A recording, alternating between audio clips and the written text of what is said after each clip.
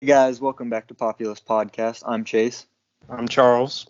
and today we're joined by a very special guest, Miss Lauren Ashcraft of the 12th Congressional District of New York. Thank you for coming on. Of course, thank you so much for having me. I'm really excited to talk about my platform with you guys. We're very excited to have you. Yeah, so let me get the ball rolling. You want to tell us a little bit about yourself, where you came from, why you're running, about your constituents, so forth? Yeah, sure. So I lead a very strange triple life. I am a stand-up comedian, activist, and I started stand-up comedy when I moved to New York, and I did it as a way to make friends, but it actually turned into one of my passions. And around 2015, when the comedy community was becoming a place where a lot of women were coming out and saying that they didn't feel safe and they were kind of being taken advantage of by a lot of the male producers and bar owners, I started producing my own shows. So we had a show going. It was just for fun and a safe space to practice your craft. But we did have sort of a celebratory show planned for after the 2016 election, and unfortunately, it did not turn out to be a celebration. So we already had all of the tickets given out, and the lineup was ready, and people were excited to perform. And then suddenly we were like, wow, this is not going to be a very funny night. What do we do about this? Do we cancel? And as a group, we decided to turn it into a fundraiser for Planned Parenthood, because that is what was going to be under attack. That particular, that's what the president was going after at that time. So that made us feel like we were fighting back a little bit, and we decided to keep going with that premise. It turned into what is now known as Collection Box Comedy. Every month we raise money for a different cause, and from the pocket change of people, it's always a free show. We've raised over $10,000 for causes that we've cared about. So it's been really fun and also a great way to meet people in the community and build relationships with nonprofits that save our lives and make District 12 New York a better place as well. So have developed sort of this grassroots fundraising stand-up comedy series and develop those relationships that way. And then through that charity work, I also got really involved with helping to plan the Women's March in New York. So I'm a project manager by trade, and my day job, I work at JP Morgan to help them project manage and monitor that all of the banking regulations are being followed. So I used that project management at the Women's March as well. And this past January, I was really honored to have emceed the Women's March in New York City. And that was an amazing experience where I got to address the whole crowd with my views on women's rights, and that we need to be pushing for intersectional women's rights, because if everyone's not equal, then we haven't accomplished our goal.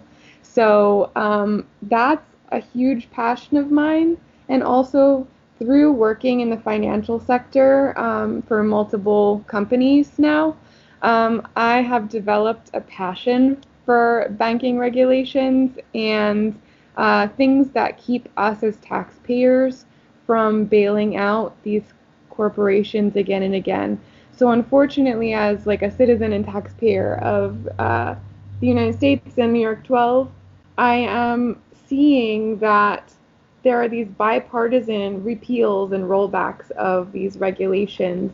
For example, my opponent in 1999 helped to repeal Glass-Steagall, which could have prevented 2008's crisis. But unfortunately, because of this big money in politics, we are moving in a direction that helps companies profit at the risk and at the cost of constituents.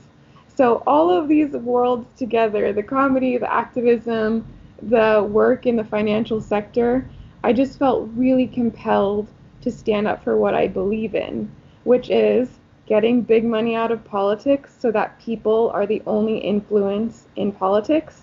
And New York 12 is such a blue district. It's very strongly Democrat. So why don't we take advantage of that and push it to actually be progressive? So I am refusing corporate and super PAC money, and I'm really interested in national drug price caps, and I'm interested in student loan forgiveness and medical debt forgiveness and legalizing marijuana and decriminalizing sex work, and really passionate about policies that help to make our elections equitable and fair. And for that to actually truly happen, we do need to get big money out of politics. So, long-winded way to say, I want people to be the only influence in politics, and I am super excited to be part of this message and driving this progressive coalition forward. All right. Well, now we've heard a little bit about your platform. One of the constant issues that a lot of the establishment candidates have is they like to say that primary challengers are challenging party unity. So what would you say to those who say that that's not a good thing? Party unity can happen whenever you're, as a politician, are fighting for the people. So right now there is a divide because there's a group of us that are refusing outside influence, and we are actually fighting for the people and only the people. So that's the divide, and if they really wanted to mend that, they would refuse corporate and super PAC money and fight for us. But unfortunately, that's not the case, so here we are challenging it. And I am not going to back down on this issue. All right, so you've already said a few things about your campaign, a few issues that you're raising with your campaign. Can you tell us some of the other integral issues that you have that you're raising with your campaign? Yeah, so I love the idea of closing the wage gap. And that means for all people, regardless of their background and gender and sexual orientation, race, etc. So there should be nothing that causes any human to be unequal from anyone else. So one thing that I keep seeing over and over is that there still is pay discrimination whenever you're hired for a job. And one of the things that I would like to do to combat that is I've come up with something called the Even the Playing Field Act, and that would require all companies and organizations with 250 or more employees to always disclose a salary range, a reasonable salary range on every job advertisement. So whenever, we're millennials, so I'm sure you know that you can spend hours and hours tweaking your resume and writing cover letters and applying for jobs. And then a lot of the time you never hear back. But if you do, one of the questions the interviewer asks is what salary you're looking for. And that would be fully transparent with this particular act. And also, if you overshoot what they're willing to pay, that's the end of the road for you. And you wouldn't have spent all that time applying to that job in the first place. So what this act would really do, and what I would be really excited about, is that every single person who would qualify for a callback would know what that salary range would be, and know that every single other person would be getting a salary within that range as well, regardless of their background. So that's one way that I would be battling inequality in our society.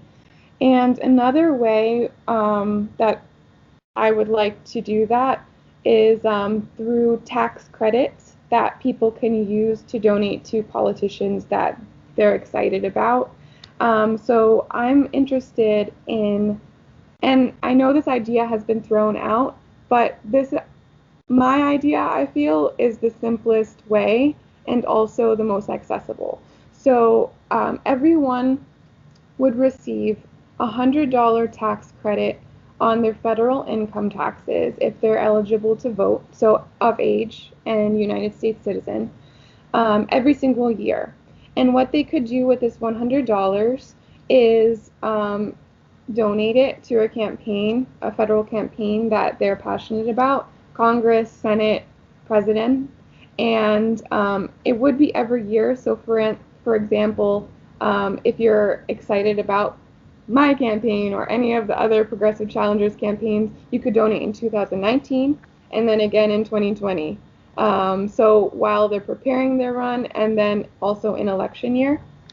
And in my opinion, this would kind of pull the rug out from under things, because in order to accept that $100 or whatever increment that person is willing to give to you, you have to reject corporate and super PAC money.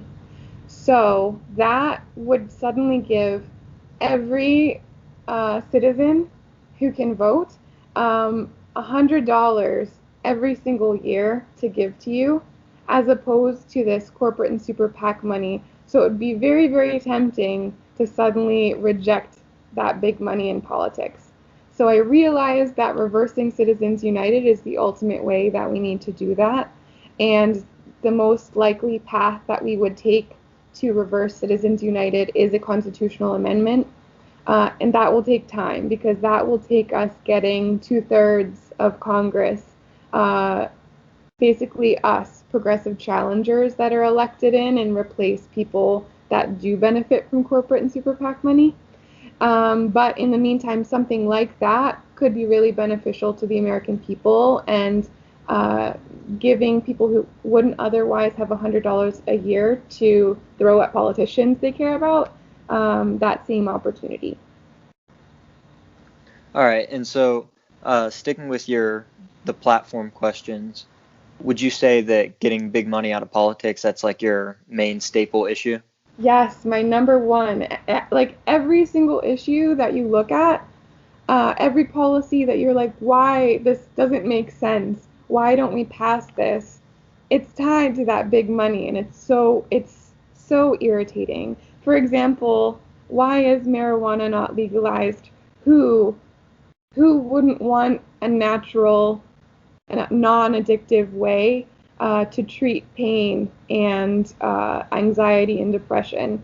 Obviously, big pharma.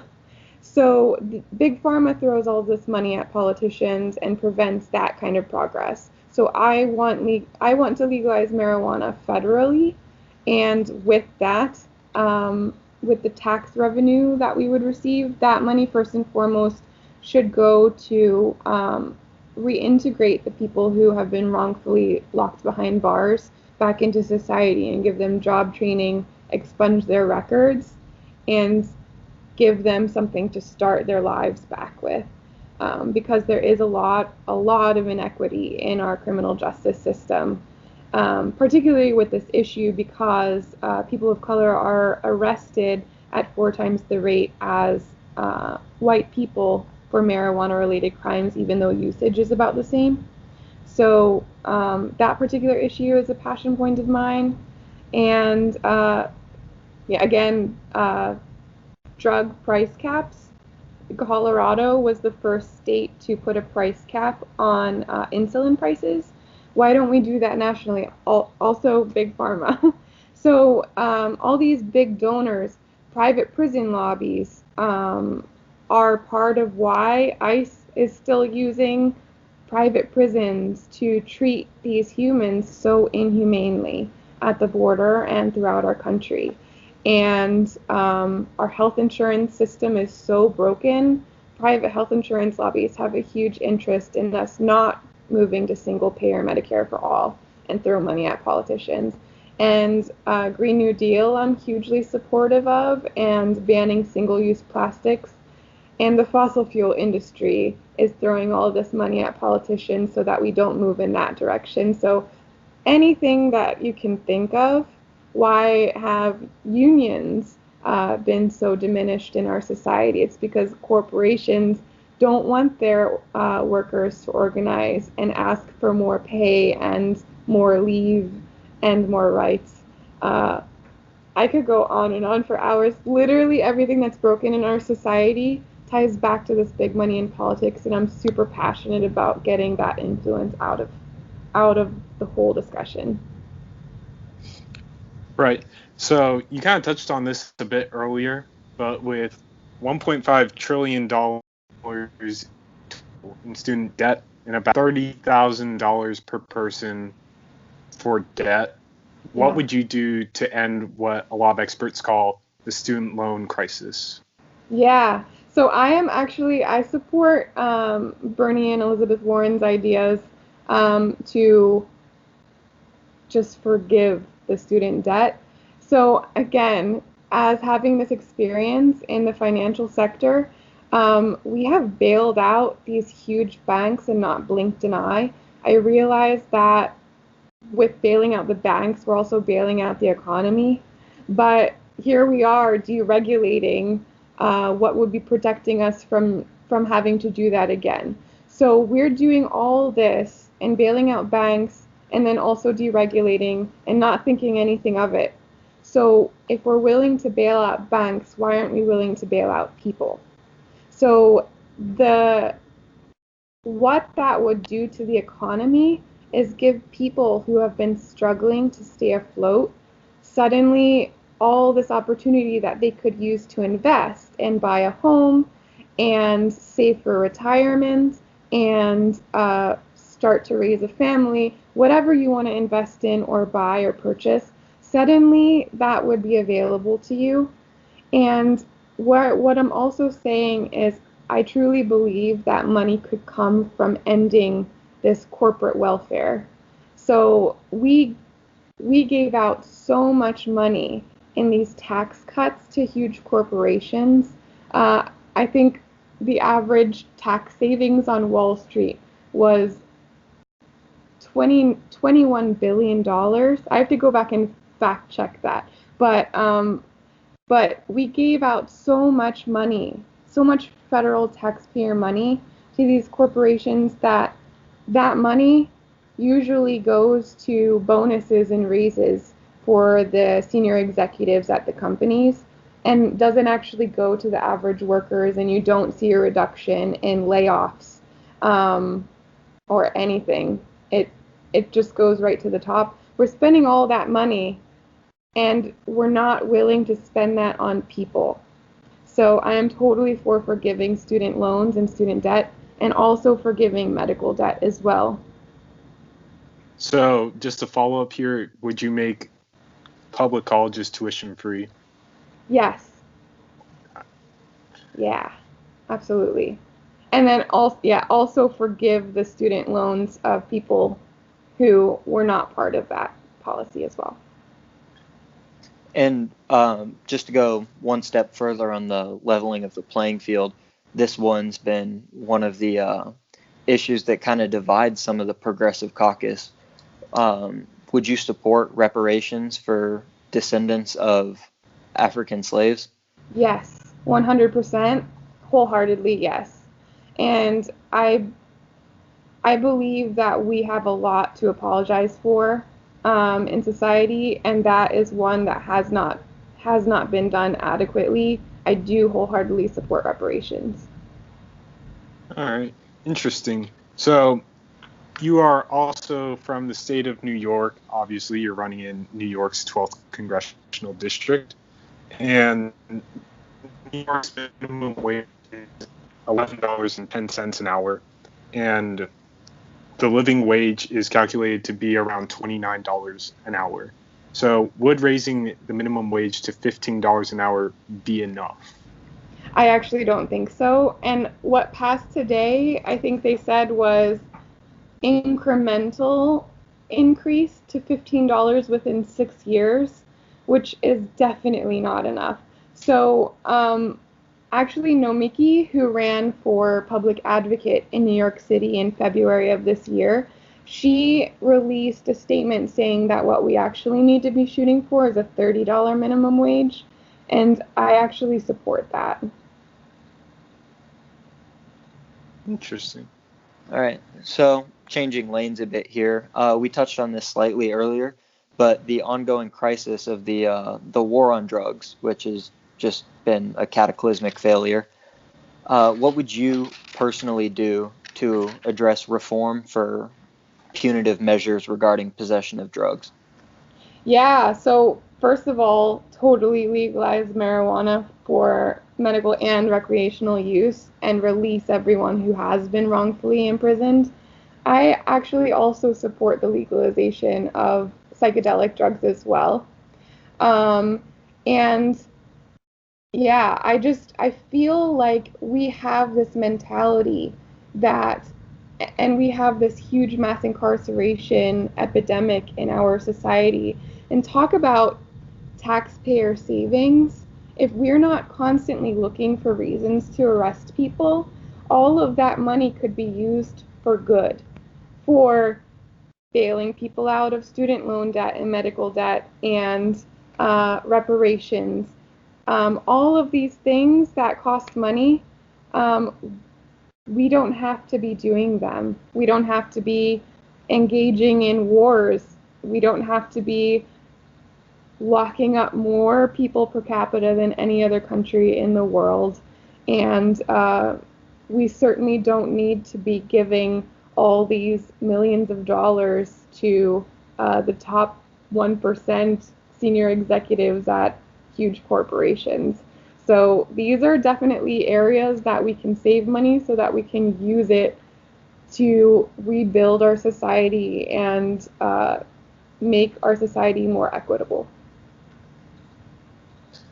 All right, so I got one last question for you, and then Chase will have another question for you after Sure. this one. So, with the stock markets growing at huge rates, and I believe we're at the biggest expansion since 2005, and with unemployment low, would you say that these indicators are signs of economic success on the part of Trump and his administration? No. Actually, that's a great question, and I'm actually very scared. I think that we're headed towards another crisis similar to 2008, and a lot of economic experts are agreeing with me. I think what we're seeing is the effect of deregulation, and also, we haven't corrected what prevented 2008. I am for example, reinstating the Glass-Steagall Act, and it has not been that long. I graduated into a complete mess where my first employment was an unpaid internship and couldn't find anyone that was willing to pay me for quite some time. And I would like to use my experience in the financial sector to be part of the Financial Services Committee and actually represent constituents and taxpayers rather than these corporations. Um, people over profit. All right. Well, I'll wrap this up with one last question. Just the Democratic presidential field is so crowded. Is Mhm. there one candidate amongst all of them that stands out to you in particular? Yes. And I will say that um, the platforms that I support are what I'm most interested in right now. For example, I support single payer Medicare for all. I will not vote for anyone who accepts corporate or super PAC money and who isn't willing to refuse that the whole way through the election. I am interested in seeing universal child care on the finalists platform. I'm interested in someone who is willing to talk about reparations and who is willing to reject this idea of getting into endless wars. And I support true progressive policies. And yes, I do have one or two people in mind. I would like to see how they influence each other throughout the election. And those are my top issues. So I am excited to see how it turns out. All right. Well, thank you for coming on today. We do really appreciate it. Thank you. I really appreciate meeting and speaking with you, and thanks for having me on. Yes, ma'am. And all the links to your website and how to donate will be in the description of this video. Awesome. Thank you, because we're super grassroots and we are currently 100% volunteer, but getting ready to make our first hires. So every bit of donation will make a huge difference for our campaign. So thank you. All right. Best of luck. Thank you so much. Have a great evening. Thanks. You too. All right.